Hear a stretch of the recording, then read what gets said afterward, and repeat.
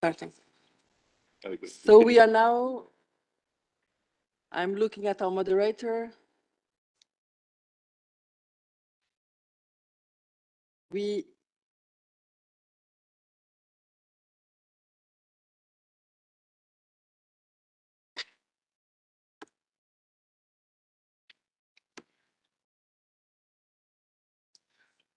Kevin, we start.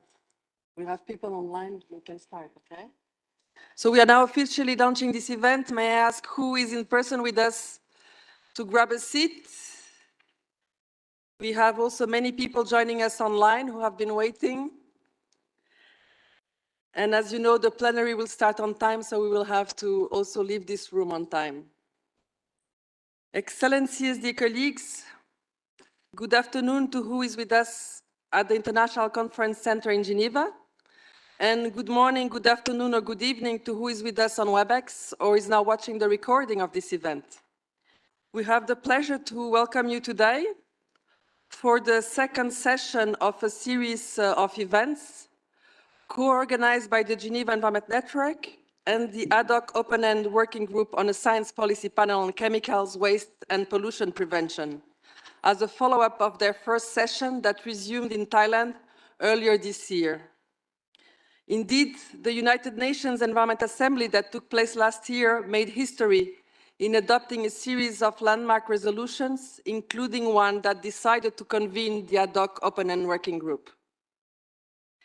In the lead-up to the establishment of a science policy panel to contribute further to the sound management of chemicals and waste and to prevent pollution, this series of webinars and events that kicked off last week aims at building bridges and promote collaboration and knowledge sharing between and among stakeholders and to raise public awareness about the ad hoc open-end working group, preparing proposals for the establishment of the panel. This is why we are also here today at the conferences of the parties to the Basel, Rotterdam, and Stockholm Conventions, and will be present at other important negotiations taking place in the coming months with this series. Last week, we were joined by co-chairs, vice-chair, or heads of secretariats of existing science policy panels, namely IPCC, IPBES, the Global Environment Outlook, and the International Resource Panel, who presented their respective panels' reliance on principles. Our event today will be moderated by Kevin Helps, who is the head of the ad hoc open-end working group secretariat. Before I hand over to Kevin, let me remind you that the documents presented, the summary, as well as the video of the event will be made available on the webpage of this event, and the link is on the screen. Throughout the event, you can raise your questions by using the Q&A box, and this is mainly for our audience online. Who is on the room, of course, will have a chance to raise its hand. We have a dedicated session to answer these after the presentations. Finally, let me also add for who is online that the transcription is available at the bottom left of your screen. Have a look at the current slide, which shows where to access automated transcript in 100 languages. With that, Kevin, over to you. Many thanks, Diana, and a sincere thank you also to the BRS Secretariat for providing us with this opportunity.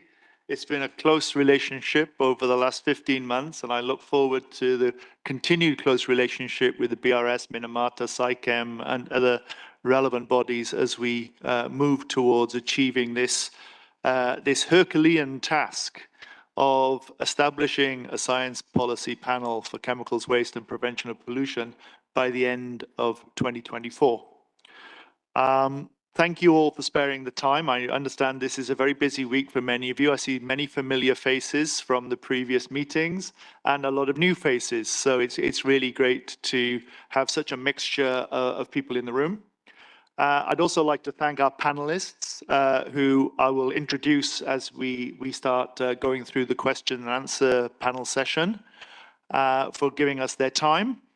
We have a very, very illustrious group here. And to kick off, I'd like to pass you to the big boss, our Deputy Executive Director from UNEP, Elizabeth Barema. Elizabeth needs no introduction. And so without any further ado, I will pass you to Elizabeth for some opening words. Thank you very much, Kevin, and thank you to other colleagues and panelists who have been able to join us on this important event, which prepares us as we move forward to the work of the working group and to its conclusion. So let me begin first greeting you all, excellencies who may be here, but you distinguished delegates, colleagues, and friends. We are all here, every one of us. We are unfortunately at this moment living in the middle of the triple planetary crisis of climate change, pollution, and nature or biodiversity loss. And these are the biggest threats facing humankind and the natural world at the moment. Each element of the triple crisis is deeply connected to each other or to the other, and therefore we need to address them together. And this is where we are reminded to move away from our previous way of doing things and working in silos. And delighted that science helps us to understand the complex interactions between human activities and the environment. And remembering we human beings are the main culprit of the environmental degradation today, unfortunately. And science can even further help us to identify the most effective holistic solutions to mitigate the impacts of the triple planetary crisis. But science cannot fully be effective without follow-up policies and actions. So yes, we need scientific evidence that is directly relevant to policy and in a format that is accessible to policymakers. And this can be made possible through the science policy interfaces. These interfaces work to translate scientific findings into policy-relevant information. They are also platform for dialogue, for communication, and collaboration between scientists, policymakers, and all other stakeholders. We have already seen the impacts of Intergovernmental Panel on Climate Change and the Intergovernmental Science Policy Platform on Biodiversity and Ecosystem Services, IPBS, on global climate and biodiversity governance. And through these bodies, we have also seen the science policy interface in action. This is why I'm really pleased that UNEP has been asked to help you member states to establish the Science Policy Panel on Chemicals, Waste, and Pollution Prevention. We also know mismanaged chemicals and waste can be really catastrophic. We've seen this through the usual disease caused by PCBs. We've seen this through diseases caused by mercury poisoning. We've seen in acute poisoning of hazardous waste, in toxic waste, for instance, the one carried by the derailed Ohio train. We have also seen the plastic pollution around the world. The goal of this science policy panel is therefore to make important contributions to help us better manage such hazardous situations and address pollution crisis by providing that policy relevant and not just policy prescriptive, but scientific evidence and scientific basis. The panel's success will depend on collaboration and cooperation, not just with yourselves, but also other entities like the World Health Organization and other intergovernmental bodies, not forgetting the relevant multilateral environmental agreements, as well as existing science policy panels like the IPCC and IPBS. I'm therefore delighted to see many of you. We are all united here today. We are all determined to contribute to the development and design of a well-functioning science policy panel on chemicals, waste, and pollution prevention. Colleagues, this event will focus on the relationship between science policy panel and other key stakeholders. And the experience shows that strong relationship between the panel and its key stakeholders are the major determinants of the panel's overall successes and effectiveness. We are fortunate to be able to draw insights from existing science policy panels, including those already, the ones I've mentioned, IPCC and IPBES. But we also have legally binding agreements such as the Paris Agreement, the Convention on Biological Diversity, the conventions like Basel, Rotterdam, and Stockholm Conventions all provide important legal frameworks for the global action on climate change, biodiversity loss, and pollution. So establishing the strong links between these instruments and these science policy panels on chemicals, waste, and pollution prevention will assist us to ensure that the panel's policy resilience. Such links can also inform and ensure timely uptake of the panel's work into policy so that international efforts are based on the latest science and thereby being more effective. We must always remember these efforts to address these crises must take into account the range and varied needs and perspectives of all people and communities. We cannot forget the local communities and indigenous peoples, for example, who must be empowered in these discussions, in these decisions we take, and actions on chemicals, waste, and pollution prevention by also engaging them. These often overlooked stakeholders do possess important local and traditional knowledge that can inform environmental protection, conservation, restoration, and climate change mitigation strategies.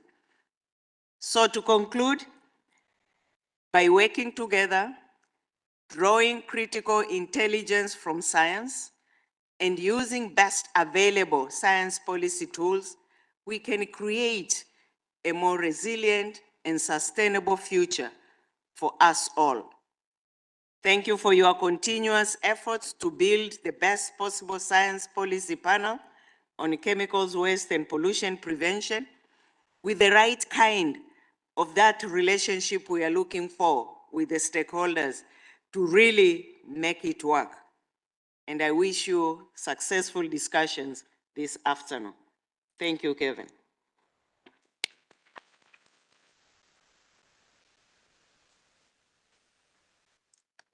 Thank you very much, Elizabeth, for those very profound and wise words. And I think you've touched upon a number of very important points, which perhaps is worth covering before we head into the first question to some of the panelists.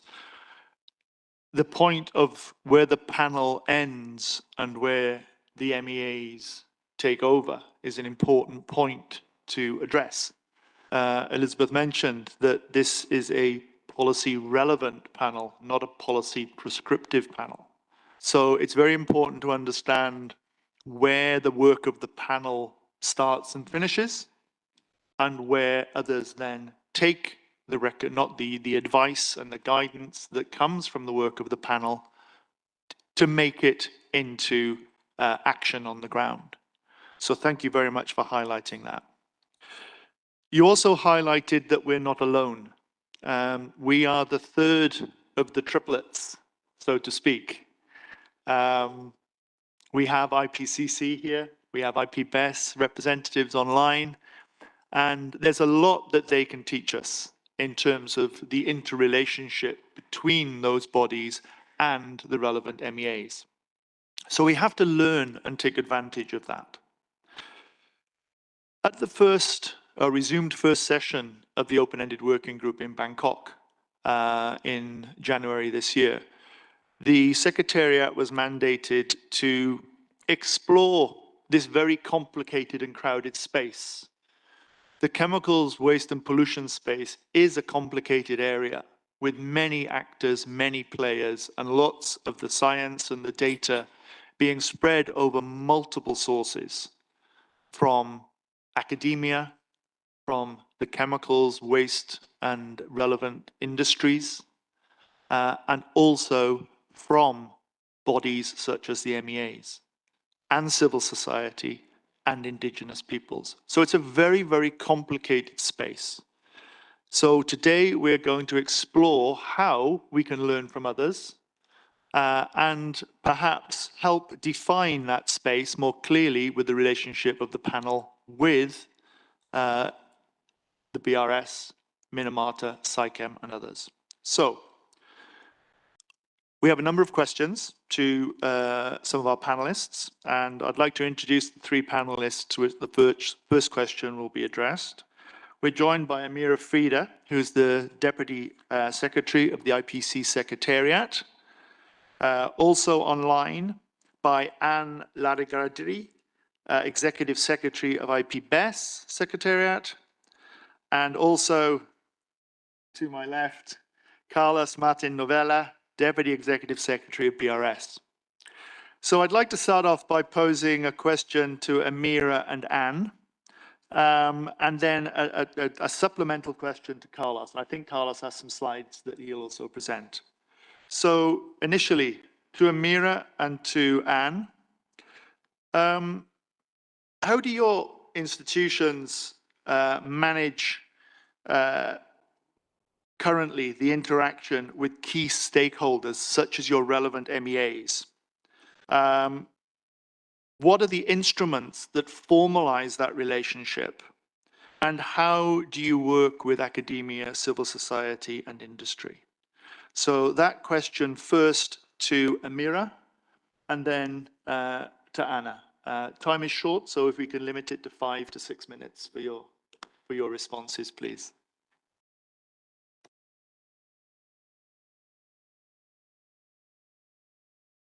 Thank you, Kevin. Good afternoon, colleagues.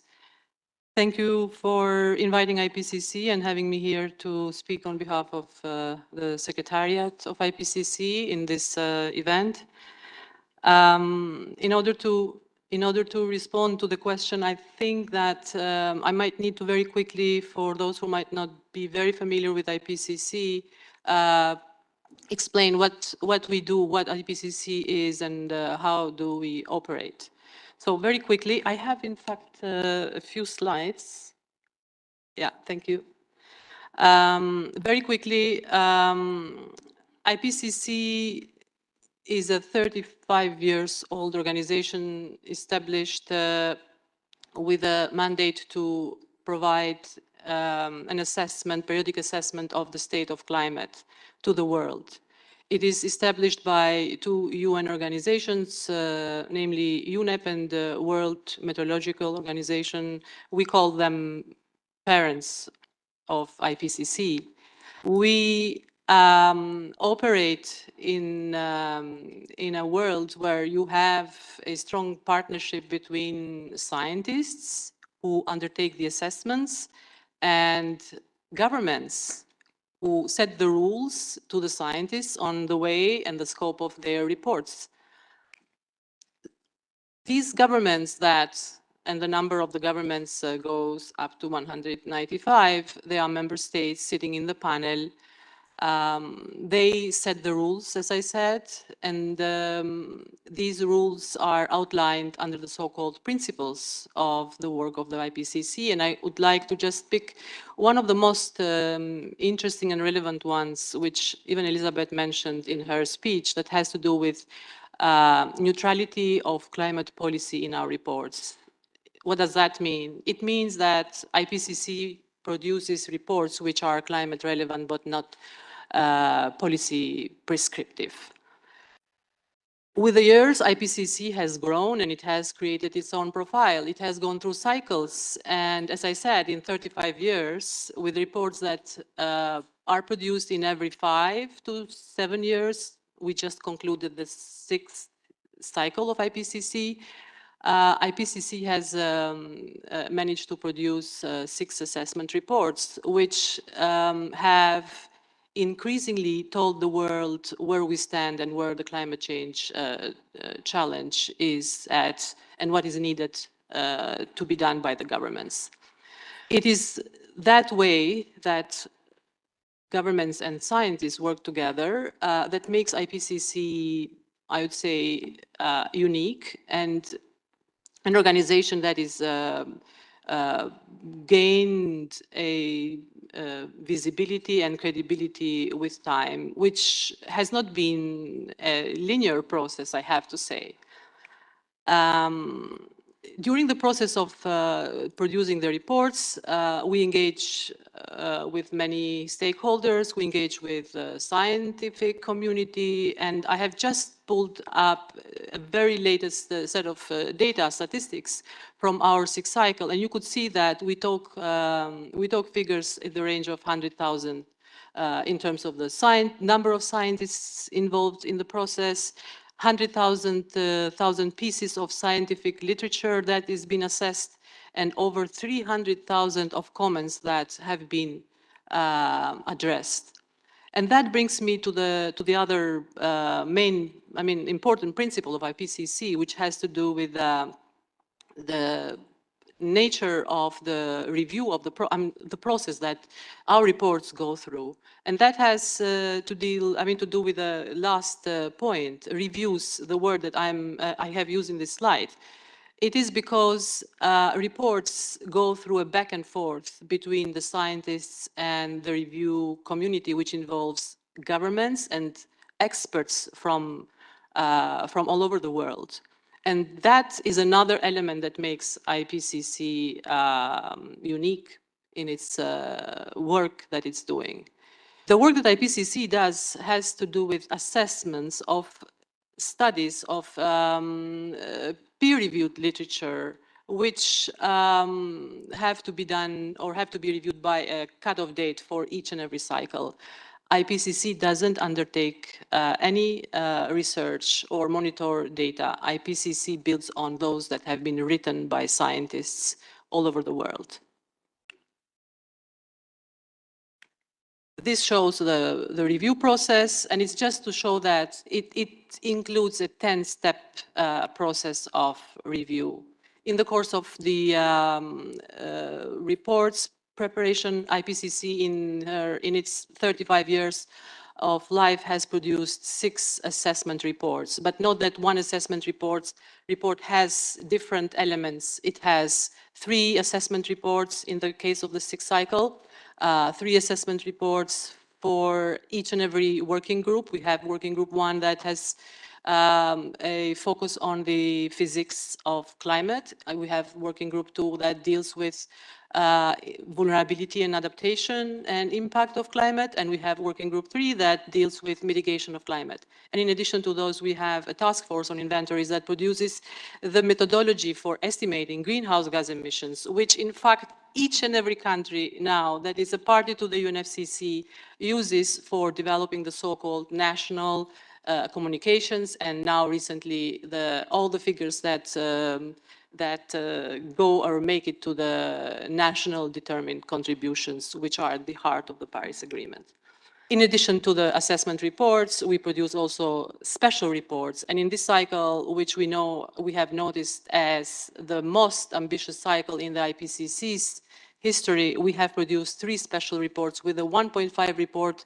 I'm pretty sure many of you in this room have heard about it and must have or might have read or have heard about the power that the report had and the influence it had after the adoption of the Paris Agreement. Many people call it as a game changer. And that brings me to the question now that was posed to me about how do we work, how do we engage with MEAs? And in order to answer to this question, I need to explain that everything we do is done mainly through the one channel, which is through the UN Climate Convention on United Nations Framework Convention on Climate Change. And that has a history which dates even before the birth of the convention. The IPCC, as I said, was established 35 years ago in '88, and it was the IPCC's first assessment report that said that the world has now started facing a new challenge, and that is the climate change challenge.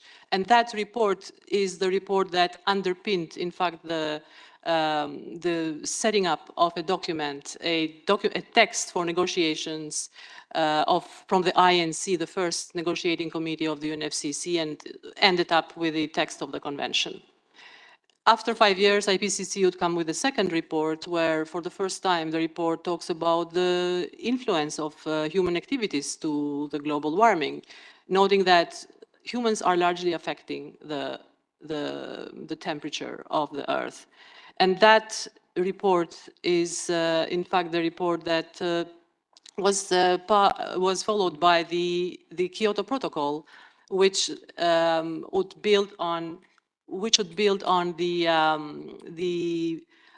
need that the world had to reduce emissions because of the growing trends in the emissions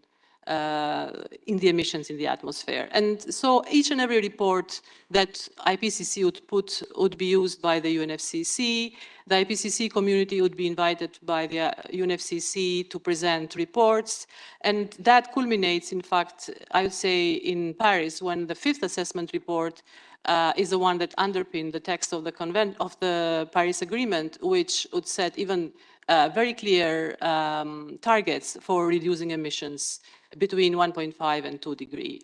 And it is after that adoption of the Paris Agreement when, for the first time in the history of the IPCC, the members of the UNFCCC would invite IPCC to produce a report, a special report on what does it take to reduce emissions and stay below 1.5 degrees.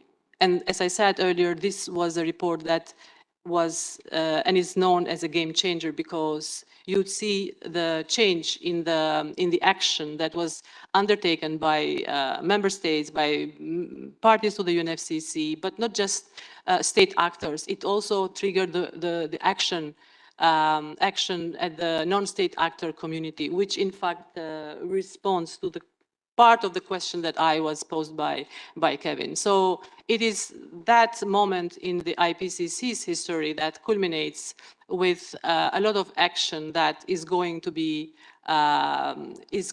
emerged in order to address and try to stay within the 1.5-2 degree limit. We, as I said, produced the sixth assessment report. A few weeks ago, the IPCC launched its synthesis report, and this summarizes all the findings that have been identified and been assessed in this cycle with a lot of appreciation for such a work and these findings, which is being seen then in the overarching decisions of the Conference of the Parties, with the last one in Sharm el-Sheikh referring and not just thanking IPCC and welcoming the findings, but also drawing attention of member states to act as per the findings of the IPCC report. I stop here and I'm happy to respond to the questions if any. Thank you very much, Amira. I think we'll move straight to the next speaker, Anne. Anne, who's online, I hope. Diana? Yeah. Welcome. Please, the same question to you, Anne. Great. Thank you, Kevin. Greetings to everyone in the audience and to colleagues on the panel. It's good to see everyone, and thank you for the opportunity to engage in this important conversation on stakeholder engagement. IPBES interacts with a diversity of stakeholders. Of course, the objective is to increase the policy relevance of IPBES, to increase the use of its products and the impact of the work of IPBES. But ultimately, what we are all looking for is to provide a stronger scientific basis for decision making. I believe that this is what our collective goal is today. And so I will start by describing the main categories of stakeholders that we are engaging and say a little bit about how we engage them, and then I'll develop a little bit more on engaging with multilateral environmental agreements or MEAs. So starting with the main categories, we have 6 main categories of stakeholders. Really, the main one is the IBES members, the governments. IBES currently has 139 governments. They are the member of the plenary, which makes all of the decisions. They approve the work program, but they are also invited to approve the summary for policymakers of our reports and of course, the budget. The second category is several MEAs with which IBES collaborates, and the Secretariat of IBES has a memorandum of understanding with the Secretariat of 5 conventions: the Convention on Biological Diversity, on Migratory Species, the Ramsar Conventions on Wetlands, CITES, on international trade in endangered species, and also UNCCD, the UN Convention to Combat Desertification. And another important point is that the chair of the scientific advisory bodies of these MEAs, as well, in fact, as the chair of IPCC, are invited also to participate as observers in the sessions of the multidisciplinary expert panel, which is the scientific advisory body of the plenary of IBES. Now, the third category is the fact that IBES has engaged with IPCC. We know that IBES, together with IPCC, have produced a co-sponsored workshop report on the interaction between biodiversity and climate change back in 2021. There are no institutional arrangements for that to happen.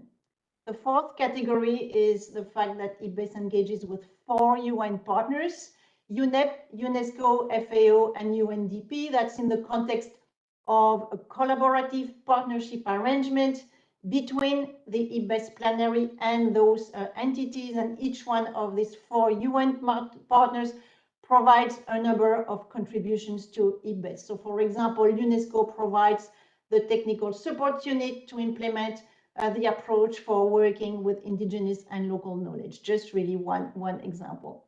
And then the fifth category, IBES collaborates with a very limited number of strategic partners. Strategic partners require a memorandum of understanding. As everyone knows, this is always a little bit complicated, time consuming, and so IBES restricts this to only those collaboration which involve exchange of funds or of staff. So, for example, IBES has such an arrangement with IUCN, which supports the stakeholder engagement strategy of IBES through providing 1 half-time staff member. And then 6th and finally, IBES engages with a much larger, hundreds of other stakeholders, and there are no institutional arrangements that are necessary for this diversity of engagement. So, for example, IBES hosts many different types of webinars to engage non-governmental stakeholders, for example, to explain how to nominate experts or how to provide comments or also how to use an assessment to increase the uptake of our reports. So there are many different ways that we engage with those. IBES also has 2 self-organized stakeholder networks. They are called the International Indigenous Forum on Biodiversity and Ecosystem Services and the Open-Ended Network of IBES stakeholders. And these 2 networks have as a main objective to co-organize the Stakeholder Day, which IBES hosts ahead of each one of its plenaries. It's a one-day event for stakeholders back-to-back with each plenary. And last year, for example, there were 800 participants in attendance. It is always quite popular. They also, all of these stakeholders also play a role in providing input, comments to drafts, etc. And there is also, as part of this broad 6th category, a larger set of collaborative supporters, which are recognized on the IBES website from following selection by the Bureau of IBES. And in the context of their own work, they also advance the work of IBES, such as by organizing capacity building events to use the conclusions of a particular IBES report, for example. So I come now to saying a little bit more about how we work with the conventions, and the major partner of IBES has been and continues to be the Convention on Biological Diversity. And so all of the assessments of IBES just celebrated its 10-year anniversary last year and has produced 10 reports so far. All of them have been requested, among others, by the Convention on Biological Diversity, CBD. And all of these reports also, once produced, at the other end, have been formally considered by the CBD, first going through its substat and then ending up in its COP and leading to COP decisions then that oversee the use of IBES work by parties and by other stakeholders. So, for example, COP 14 of CBD had 14 of its decisions that mention the work of IBES in a particular dimension of the work program of the CBD. Decision 14.6, for example, which adopted a plan of action on pollinators, is very largely based on the IBES assessment of pollination, pollinators, and food production. Another example is the IBES Global Assessment of Biodiversity and Ecosystem Services, which came out in 2019. It's been heavily used by the open-ended working group on the post-2020 Global Biodiversity Framework, and it has inspired strongly many aspects of the recently approved Global Biodiversity Framework. For example, there are 5 targets associated to each one of the 5 direct drivers of biodiversity loss that have been defined by the global assessment. And the global assessment is heavily mentioned and cited in the decision on the new Kunming-Montreal Global Biodiversity Framework. And quickly, and moving forward, and still regarding CBD, COP15 took a decision on the IBES work program. It has requested new work for IBES, which is going to inform the implementation of the new framework, new work on monitoring. You know, it was one of the weaknesses of the previous agreement, the Aichi targets, new work on spatial planning and connectivity to help in particular with those targets that are area-based, such as the percentage of conservation and protection on land and at sea, but also a request for a second global assessment with many very specific requests regarding this second global assessment. IBES, and that's my last example, is also contributing to other MEAs, and for example, IBES recently achieved a report on the sustainable use of wild species. It responded, among others, to a request from the CITES Convention, and COP19 of CITES has considered this report, and that led to a decision then asking its next COP, COP20, to consider recommendations from the IBES assessment as prepared by their 2 committees, the animals and the plants committees, which are now working on the IBES report in order to prepare these recommendations for COP20. So I could go on and on. There are many examples. I hope to have given you a good overview of how we work with various stakeholders and some of the institutional arrangements that are in place. But just one last comment as a conclusion, really, a major aspect really regarding the link between the new panel and the conventions that it wants to inform is really for the two mechanisms to have institutional links and also for the two secretariats to work hand in hand.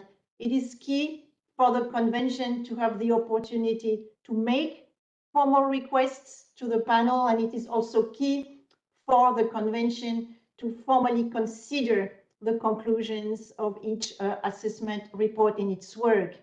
This provides the panel with the necessary legitimacy and also the policy relevance for its work to be used and to have impact. So thank you so much for your attention. Thank you very much, Anne. And you stole my summing up with your last point, I'm afraid. So we've seen from both Amira and Anne the very close interrelationship between the MEAs and their respective panels.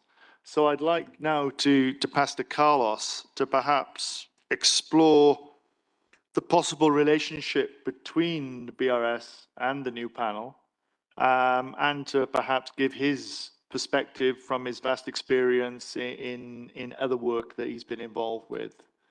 So Carlos, over to you. Thank you very much, Kevin, and good afternoon to everyone. First of all, I would like to thank UNEP for the opportunity to organize this event in collaboration with the Geneva Environmental Network, and to say how impressed I am to see the full room and even more people online. Is quite a successful meeting already. It's attracting a lot of attention. And to have the opportunity to share the panel with all friends online, with Anne, here with Olivia, and with you, Kevin, and all the rest, and also member states that we know are very much engaged on this topic.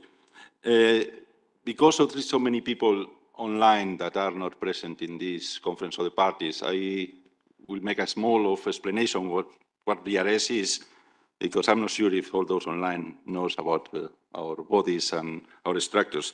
So to start with, I would like to say that the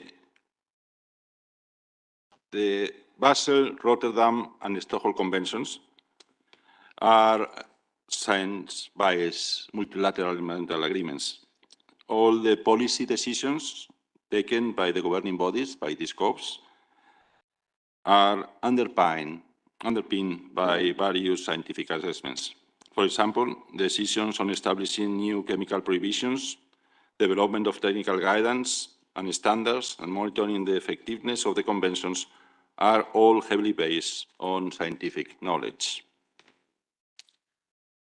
Examples of what are those scientific bodies providing the basis for decisions of this Conference of the Parties is the Persistent Organic Pollutants Review Committee, the POPROC, that is comprised of scientific and technical experts who rely on scientific literature provided by the proponent countries, as well as other parties and stakeholders to assess the properties of chemicals, including persistence by accumulation, potential for long-range environmental transport and adverse effects, to decide whether the chemicals should be considered as a POP and to determine whether there is a need for global measures to be taken. If we look at the Rotterdam Convention, the Chemical Review Committee evaluates the final regulatory actions provided by countries from a technical perspective to determine whether chemicals and pesticides formulations have met or not met the criteria set out by the Convention's Annexes 2 and 4, respectively, and make recommendations to the Conference of the Parties on whether to include these chemicals in its Annex 3. If we look at the Basel Convention, this is slightly different. We have an open-ended working group that, for those who are more familiar with the MEAs, is more like a SABSTA. If you know how is the SABSTA of the CBD and the SABSTA of climate change, our open-ended working group is this kind of animal. It's not a pure scientific body, but it's more a technical advice body. Something that is here. That is also very relevant to mention on the interface between our conventions, in particular the Stockholm Convention, and the scientific knowledge, is the Global Monitoring Plan for Persistent Organic Pollutants that is an important component on the effectiveness evaluation of the Stockholm Convention and provides harmonized organizational framework for the collection of comparable monitoring data on the presence of persistent organic pollutants from all regions in order to identify changes in the concentrations over time, as well as on regional and global environmental transport. It relies on science around the world who sample, analyze, and process monitoring data to determine trends on the levels of POPs on various environmental media. Within the three conventions, several technical guidance have been developed and updated periodically. And in this case, the guidance are developed and drafted by groups of technical experts also with scientific background. The convention itself, adopted in 2017, a roadmap for further engaging parties and other stakeholders in an informed dialogue for enhanced policy science action in the implementation of the conventions. The roadmap was then revised on 2019, and parties and others were encouraged to initiate action that could promote the implementation of the roadmap. The three main objectives were identified within the roadmap, and those are, first, improving the access to scientific and technical information relevant to the BRS conventions, in particular in developing countries and countries with economies in transition. Secondly, to increase the availability of scientific and technical information relevant to the BRS conventions, in particular in developing countries and countries with economies in transition. And thirdly, strengthening the national capacity to use the scientific and technical information for the implementation of the conventions. There are examples of relevant linkages, interlinkages also, between the chemicals and waste agenda and other agendas, such as climate change and biodiversity loss. And we know how the reports of the IPCC are referring about the impacts that incineration of waste may have, the impacts of different kinds of land use related to waste, brownfields, greenfields, the impacts of climate change itself on the release of POPs that are encapsulated in the Arctic, and then because of the melting of the Arctic, come back again to the atmosphere. So there are a number of interfaces, and if we look at the biodiversity, we don't need to be very well informed to know what is the impacts of pesticides on wildlife. So it's a lot of interfaces, and we see and we incorporate information coming both from IPBES and from the IPCC in the evaluations that we make.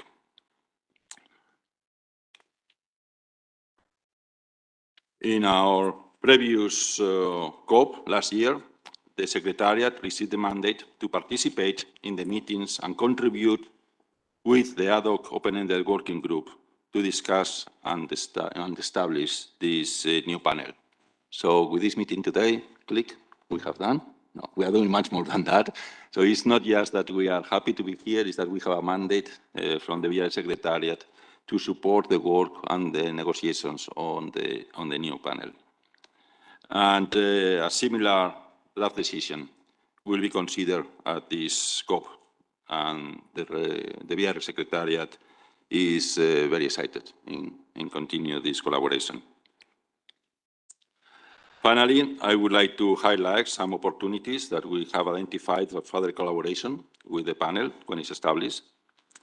One possibility, because you could say, okay, with all these scientific bodies that we have and all these technical panels and all this global monitoring program, why we do need a panel?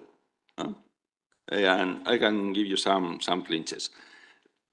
When we, just for example, when we consider a new chemical, and the scientific bodies consider a new chemical proposal, this is because a member state is making the proposal to the COP. And this is happening, the COPs happen every 2 years. So sometime in the 2 years precedent, the member state had information that a chemical was potentially bad. And these member states get information because usually I make the proposal to international arena because they already have some legislation at home. and they had some legislation at home with this regarding to this chemical because they got scientific information some few years later. And the scientific information years later was published after several years of research and identifying the first effects of these chemicals. So that means that by the moment that we have, as yesterday, one more included in the annex of the Stockholm Convention, there has been already years and years and years, sometimes decades, of scientific information available showing the impacts and the properties of this chemical.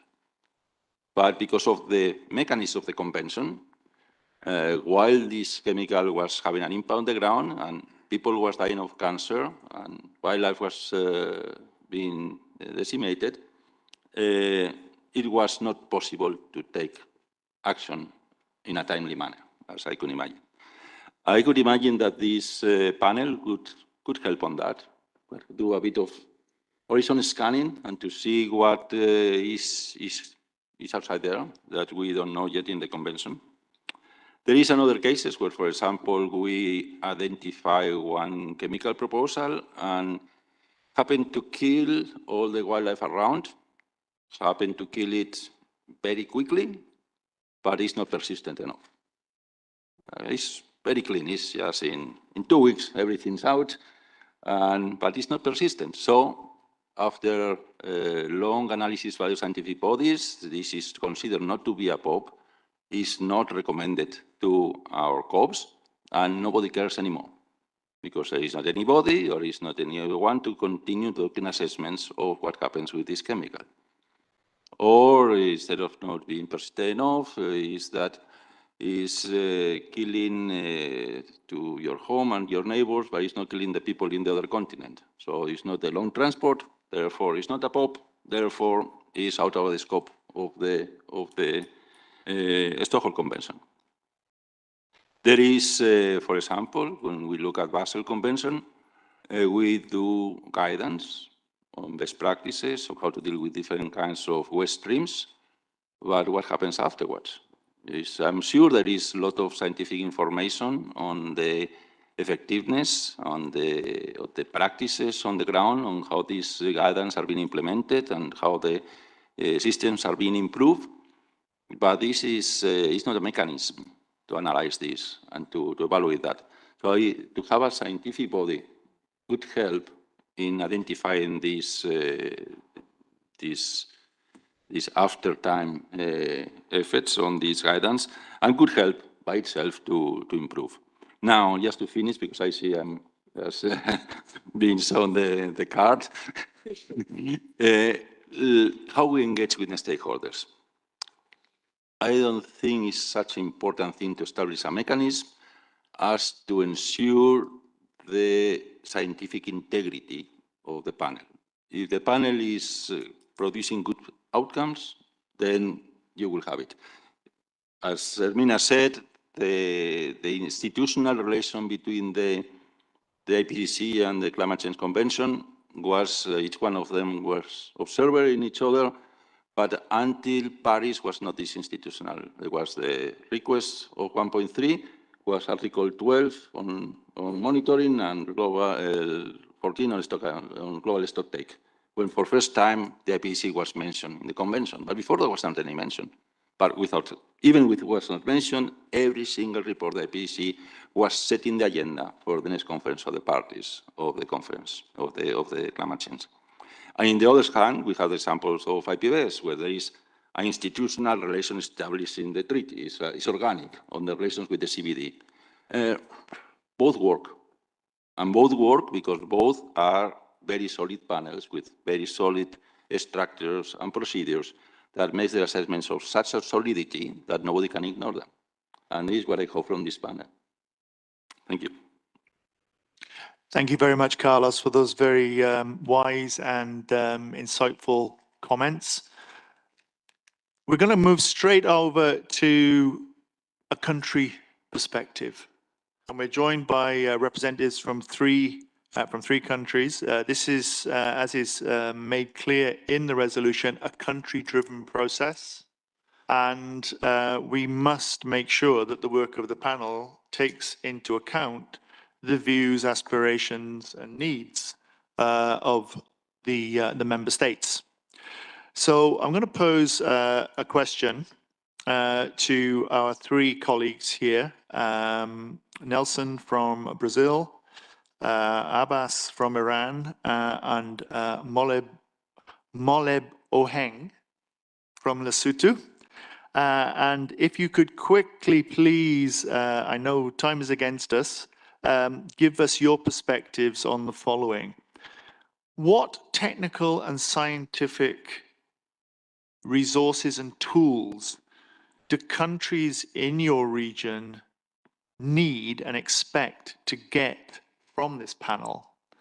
And what scientific information is needed in order for you to turn science policy relevance into actual action on the ground? And I'd like to post that first to Nelson. So Nelson, over to you. Thank you very much, Kevin. I'm going to try to be straight to the point and brief. I know we don't have much time. This is, I think, the best question that has been raised at this panel so far, because it dialogues directly with the specific and independent function that we managed to agree upon in our last OEWG meeting, which is a function on capacity building for the SPP, to be clear. It wasn't easy to get that decision. We are still debating on the scope of such function. And we also, when I say we, I'm talking on behalf of my country, we believe that we understand the concern of some parties that maybe the capacity building could be included in the other functions of the panel, understanding capacity building as bringing in researchers from the Global South to help with the work of the panel. And that's indeed very necessary, but we don't believe it's enough. And that has everything to do with what our UNEP Deputy Executive Director said, that where she posed the question, where does the SPP role end and how it's translated into work in the ground? Because for the outcomes of the panel to be actually effective in many countries in the Global South, I'd say, they need to have the inputs and insights from local realities. And bringing in researchers to work at the panel won't do that job because the knowledge that will be assessed is not being produced in the Global South to the extent that it's needed. So somehow we need to help with that. And we understand as well that the panel should not be doing the work of development agencies. We know that that's not feasible. But how can the panel, how can the functional capacity building contribute to the work of these international organizations dedicated to the development? How can we enhance the production of knowledge in the Global South that look into their specificities and needs? So I will stop here to give time to my other colleagues. Thank you. Thank you very much. That was very, very concise and straight to the point, and a very, very valuable input in terms of highlighting the need, I think, to delineate where the panel starts and finishes, where development agencies come in, where funding agencies come in, what type of capacity building is needed. So thank you very much for raising that. And it's clearly something that needs to be taken on board moving forward in that ongoing discussion on the capacity building element of the new SPP. So thank you very much, Nelson. Moving straight on to Abbas, please, your perspective. Thank you very much. Thank you for inviting me to this panel. Indeed, Nelson gave a very good elaboration of the general needs of developing countries in terms of the capacity building. I don't want to repeat that. It was a very good elaboration. I just want to give some examples of course, this is not a non-exhaustive list of examples of the needs of developing countries in terms of capacity building. I think it's very good to know what are the needs of developing countries. Then, based on that, I think a very good interaction can be built up.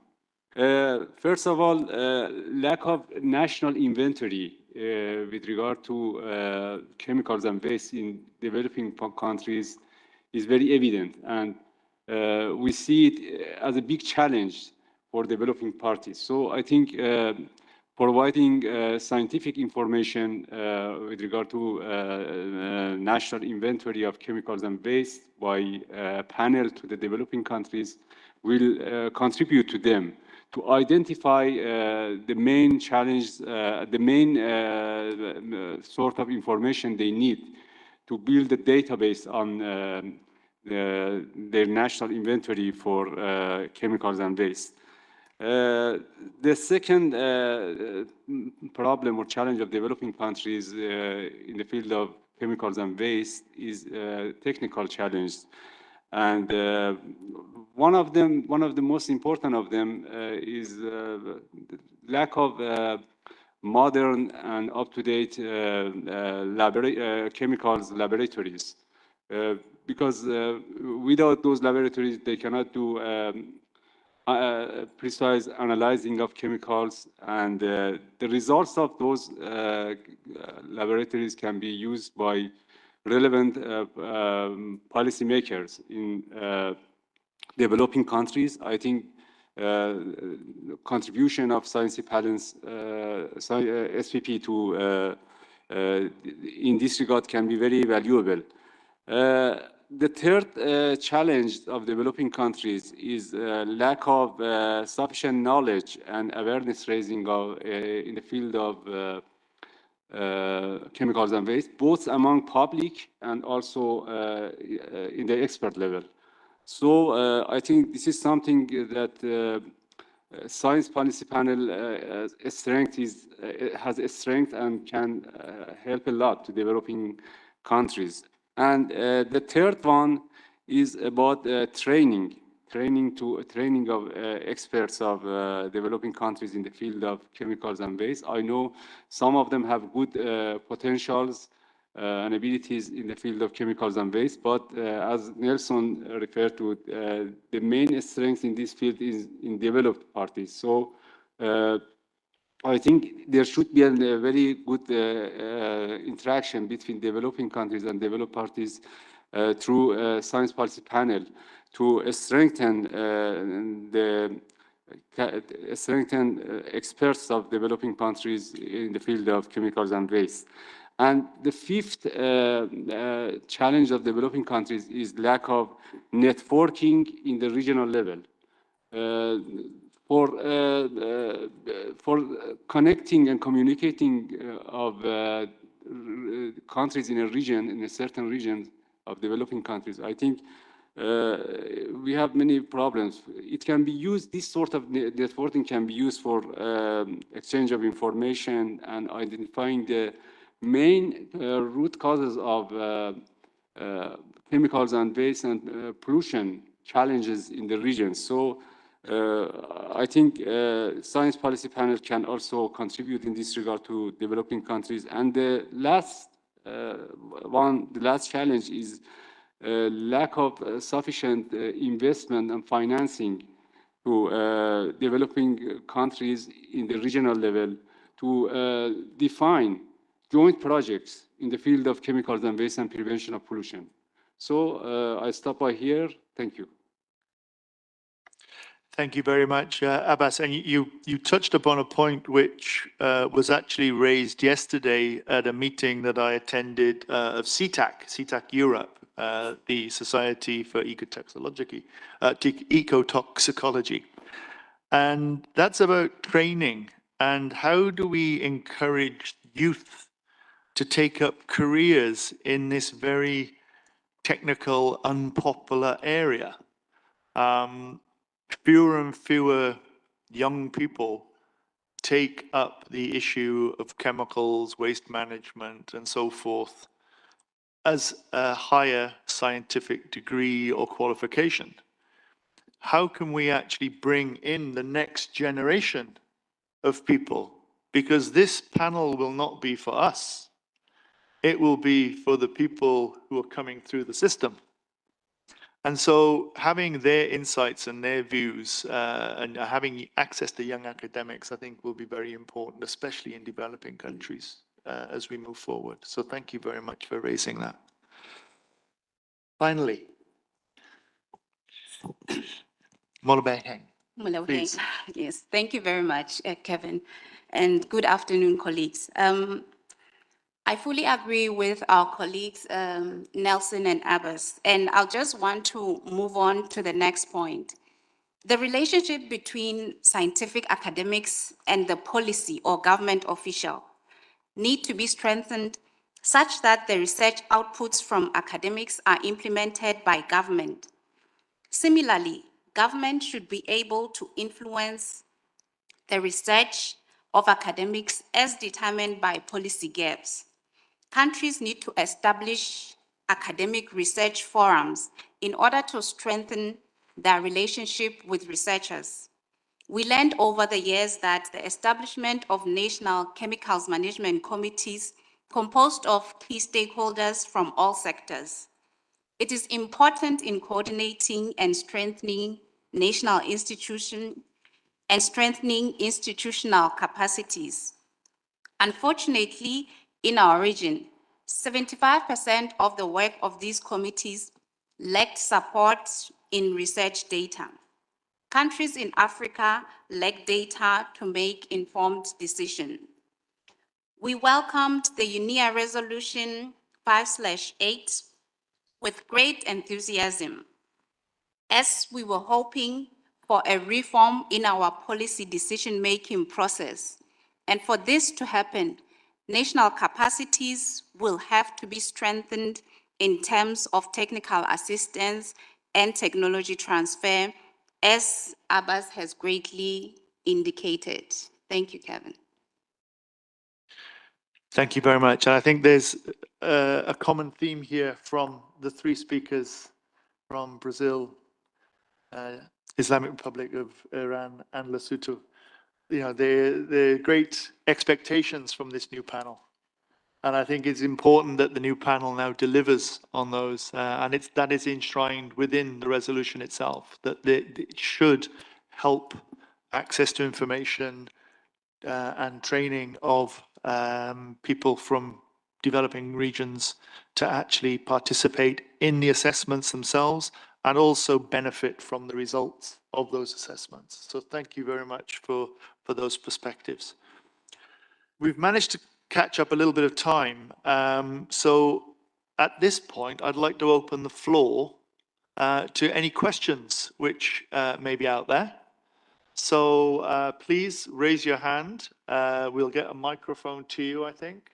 And then, oh no, you can use the microphone on the desk. State where you're from, who you're representing, and then who you would like the question to be addressed to. So do we have any questions?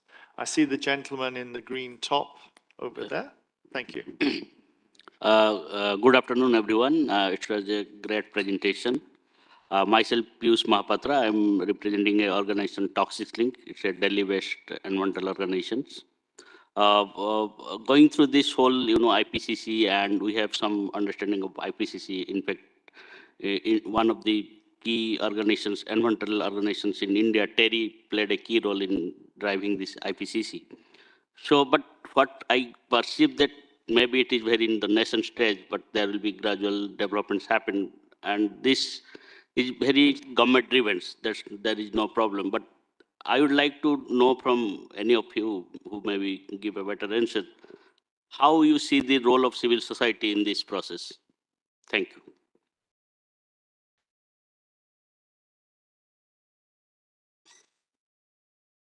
We'll take a number of questions. If you could switch off your microphone. And we'll take two more questions and then we'll come forward. Sisse? Thank you very much, Kevin. I'm Umar Sisse from Mali, also bureau member for Africa in the SPP. So my question is addressed to IPCC and IPPS panelists. From my understanding, whatever you produce is policy relevant, but not policy prescriptive. From my perspective, it's pretty like that because it means the intent is to not mix in choices, but for your self-assessment, did you, through your different assessment, try to understand how useful has been your scientific production to countries, government, let's say? I didn't quite catch that, please, Sisse. Can you please repeat the last part of the question?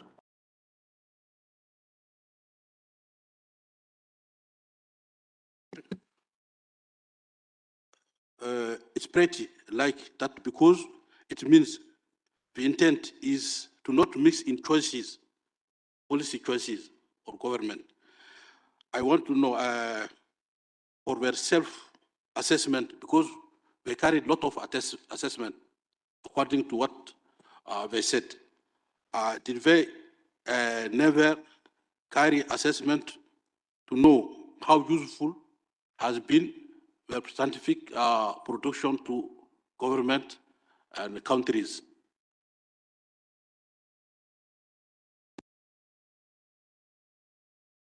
And finally, third question here in the first round. I'm Daniel from United Republic of Tanzania. I thank your presenters. My question is on the three parties representative highlighted on the issue of capacity building. Have been integrated approach, meaning that you have all stakeholders in the panel being involved, the academia, the youth, and the rest.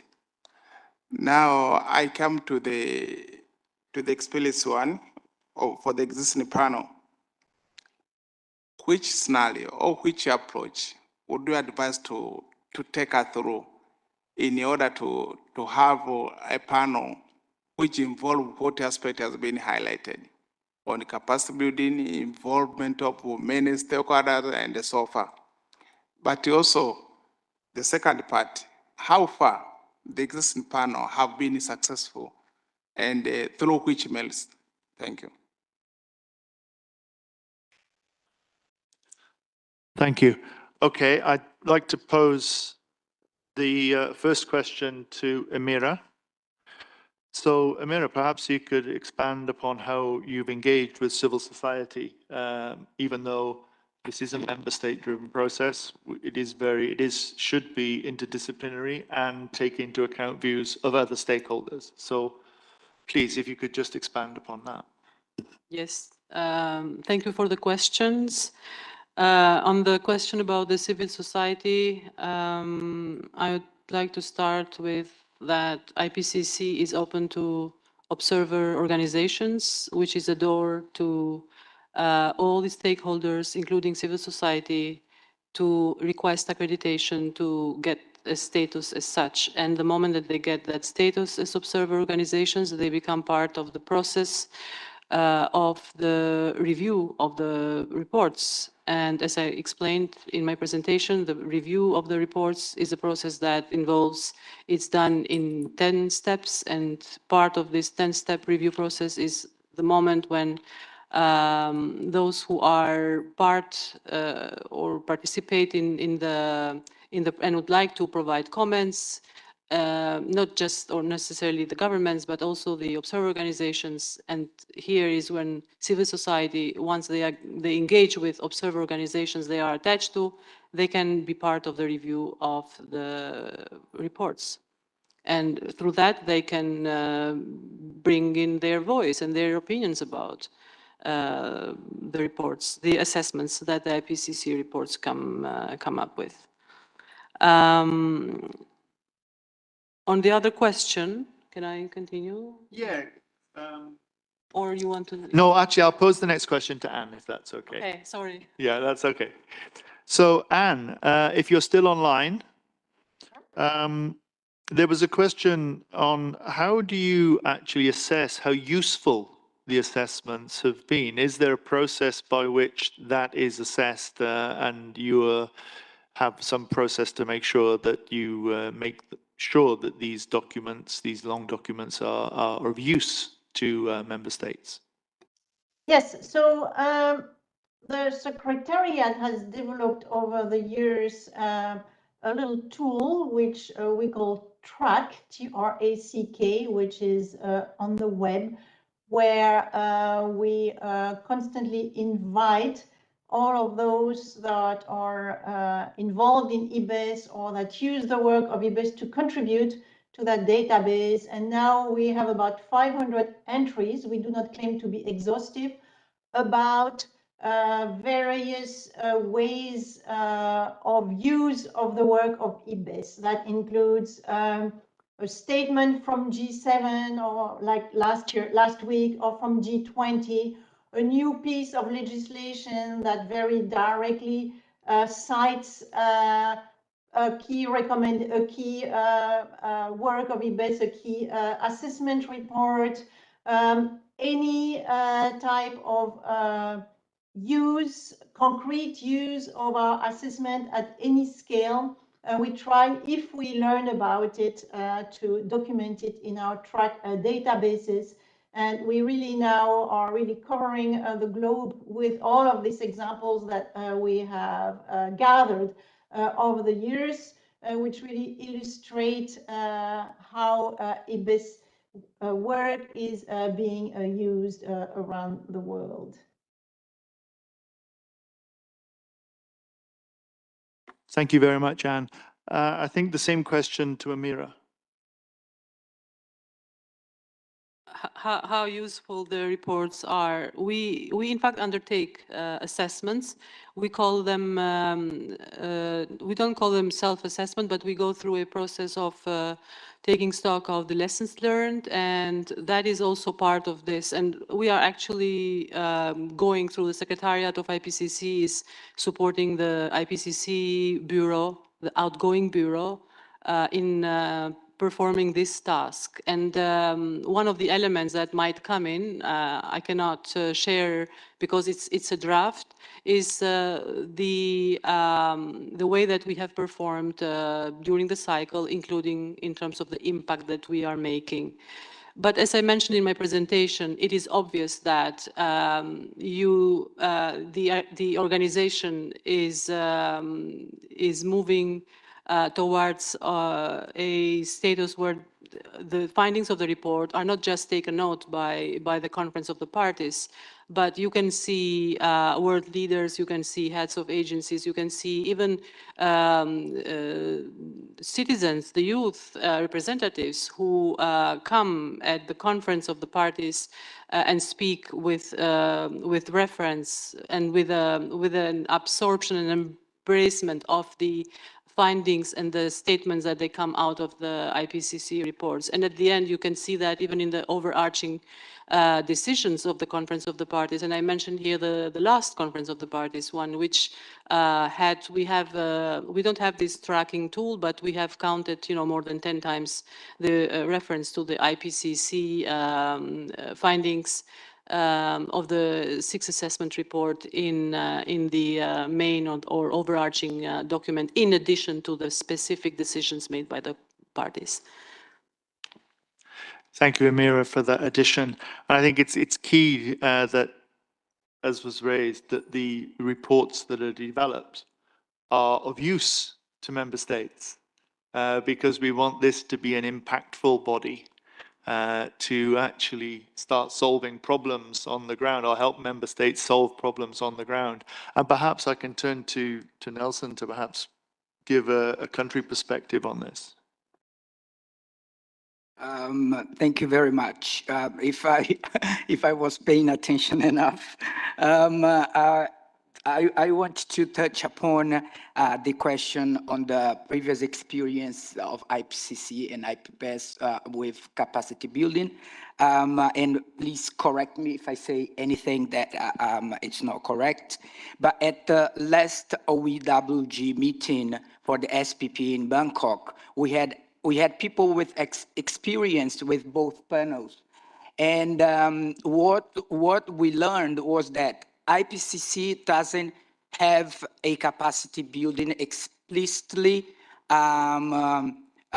agreed upon under its mandate. And then IPBES that came after IPCC made that, let's say, I like to call evolution. And then it has expressed as one of its function capacity building, and it has been doing a great work because it tries to bring in researchers from the Global South.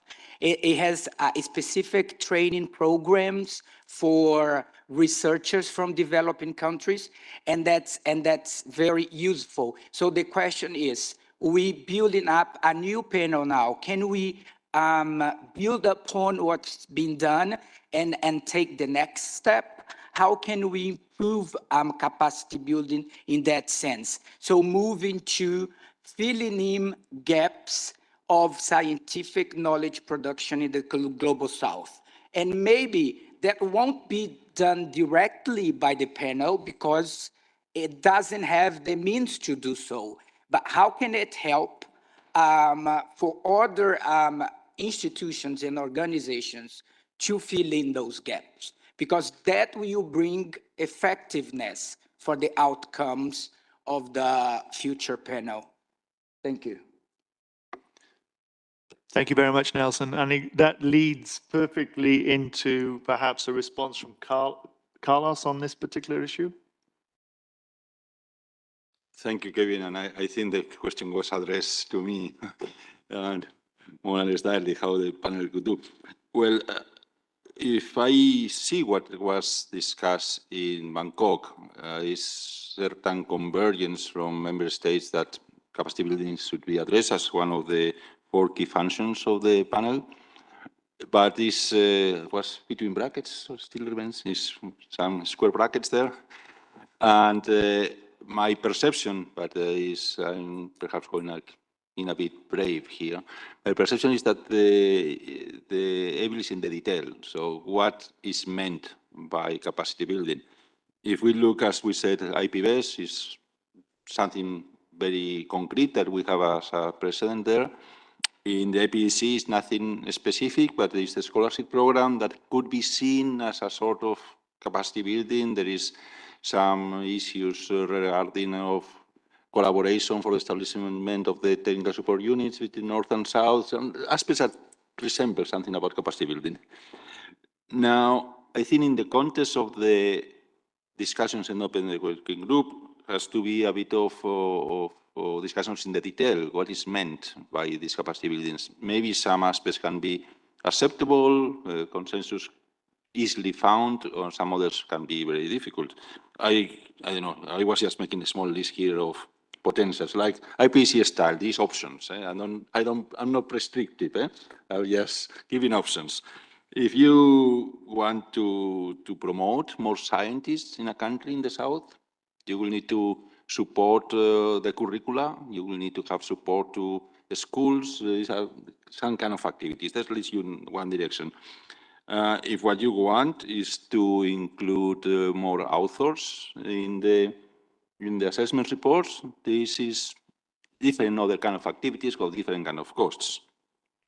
Or if you want to include more reviewers, what you want is to have, if there are going to be technical support units or a decentralized secretariat, how to incorporate the South in the establishment of these secretariats, in the physical location of the secretariats, but also in the leadership of the secretariats and on the staffing of the secretariats. This also has a capacity building implication.